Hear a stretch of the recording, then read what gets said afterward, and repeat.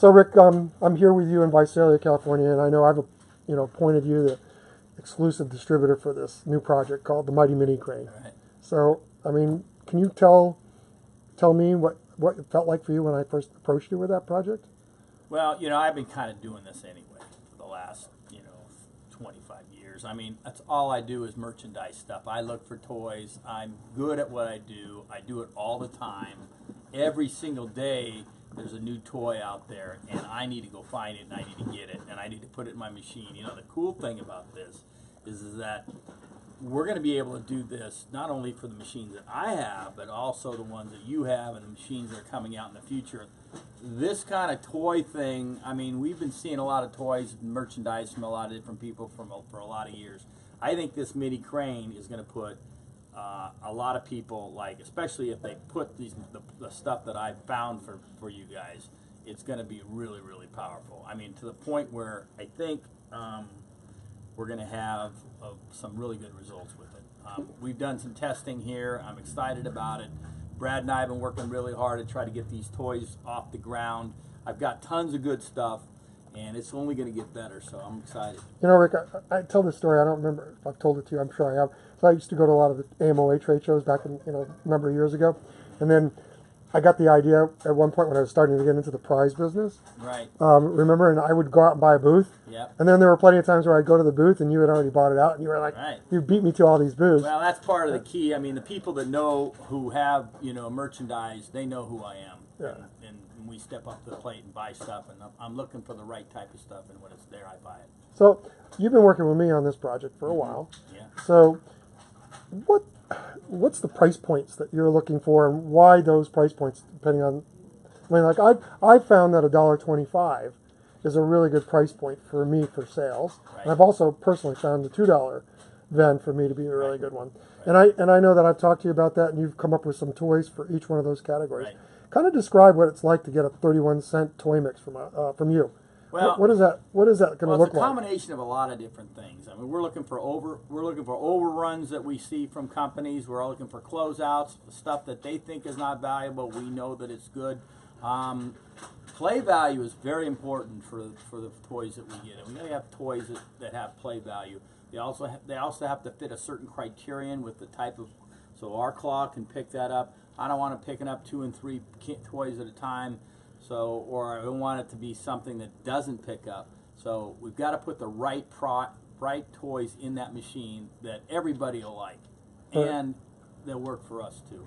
So you're getting a mix of like stuff that the boys will like, and then some stuff that the girls will like. You want to get categorically. You try to find stuff for little girls, for little boys. Once they get to that 7, 8, 12, about 12 years old or so, it's harder to find stuff for them. But I do find some things that we can put in there that they can play for, that older kids would like too. But most of the stuff we're trying to do, definitely boys and girls.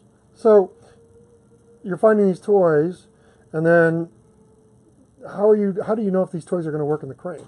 I have a machine, a Mighty Mini here in the warehouse, and as we buy these machines, first of all, you got a kind of a feel for what your crane can pick up, what our crane can pick up and not pick up. But before we actually put it in the machine, I take that toy and I put it in our crane here, and I test it. I said, how many times does it take for this thing to pick up? Do we need to take the packaging off of it, or can it go with the packaging on it? So there's some tweaks done here and there. Do I need to rewrap it? There's a lot of little things that we need to do, and the amount of work I do depends on how valuable that toy. If I don't think that toy is even good enough to, it's good, but I have to wrap it up and everything, it's going to increase our cost, and I probably won't put it in. So yeah. I make the choice based on that toy. So for you and for me, I mean, purchase price is important for the price points that we're selling at. Like I wouldn't buy a 46-cent price mix if I'm going to sell it for $1.25, because between the commission and the cost of the toy, that wouldn't make sense. But at a $2 obviously sale, that would. So just real quick, just describe what's the difference between a 46-cent toy mix and the 31-cent toy mix for the most part. Well, yeah, obviously, pennies in this business, in the buying a toy business, means a lot. A 25-cent toy or a 30-cent toy and a 45-cent toy, it's a world of difference. That extra 15 cents puts you in a really crazy category. I mean, the difference between, I mean, you can tell the difference between a 30-cent toy and a 45-cent toy, and I definitely know it because I see it all the time. A 45-cent toy is, you know, I think our 45-cent toys are going to be such that I think it compete against things that you would buy in any grocery store. In fact, I don't know if there's even a $2 toy out there right now, but if there was, the kids would pay $2 for that toy. Mm-hmm. A 45-cent cost $2. So, in your estimation, the 46-cent toy, the 46-cent toy can pretty easily sell for $2, yeah, right? Yeah, and what I'm looking for is that if they're going to put $2 in the machine, you know, I know they're getting some play value out of it, but do they feel when they buy it that it's worth $2? And if it's not, it don't go in the machine. I want them to know that, hey, if they play that machine and they win that prize, that's going to be a $2 toy in their mind, perceived value, or higher. Right. I want to put $3 and $4 toys in there, and sometimes we can pull that off. And the same, I would assume, you know, applies to the 31-cent toy. Has to be $1.25 or better. That's right. Is that accurate? Yeah. Yeah. Yeah. I mean, obviously it's subject to interpretation, but that's our goal. Right. That's our goal, is to get that to that price point that they're putting it through the machine. And Rick, and here's just another area, because we're having this conversation in this interview, so that the guys that are buying from you and buying from me know that they're in with two good guys that are trying hard to well, we're trying really hard to come up with a really good, beautiful. It's a lot of work, but we're coming up with a good program for kids to get really high value toys at a reasonable price point. And so, the other component, though, for the operator, from an operator's point of view, is that the cost of shipping. I mean, that's always a concern because, oh, yeah, I'm buying them for this, but how much is it going to cost me to get this stuff? So I know, because I know you're always concerned about what the cost of shipping is going to be. So just again, kind of quick, can you let everybody know how you figure out the shipping for them so it's the cheapest price possible for them? Yeah. First of all, we've talked to UPS and FedEx. Most of our products will be shipped through that. Our cost is going to be based on how much density that we actually put out, because everything is dimensional weight these days. So if you order like 2 kits, I can stack. I'll be strapping back boxes together so that we can do the cheapest as possible on the freight. So if we get into a point where some of you guys start buying multiple kits, then we'll do UPS 100 weight, we'll do ground freight pricing, and we also can do potentially pallets for you too. And I've already got all the freight stuff down, so we're real good on freight. I'm confident that I'm as cheap as anybody on freight.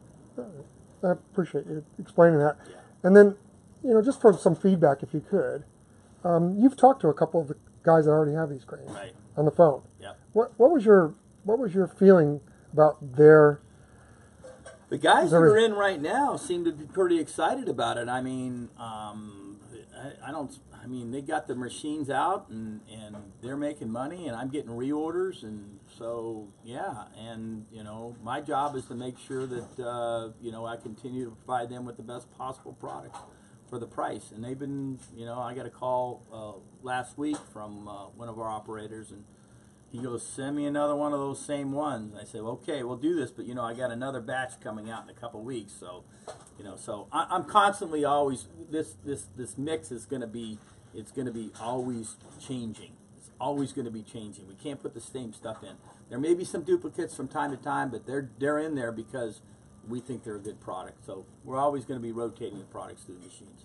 So one of the greatest testimonials I've ever experienced is that if you're selling the product to the customer, or to our customers, what about you? Are you operating the cranes? Yeah. I got 5 right now. Yeah. I got 5, and it's the same mix as you guys are using, so it's kind of cool. I'm making mixes for me and for you guys, so we just put the 5 out, and I'm excited about them, and once they get rolling, then we'll be doing well. I'm gonna put a couple in existing bulk vending locations that I have, and then I'm gonna try my hand at I put some into a couple locations that I'm the only guy in there, so because of the 12 by 12 footprint, I'm able to get that location pretty much by myself. Okay. See how it goes. You excited about this? Yeah, I mean, it could be the biggest thing that we've ever done.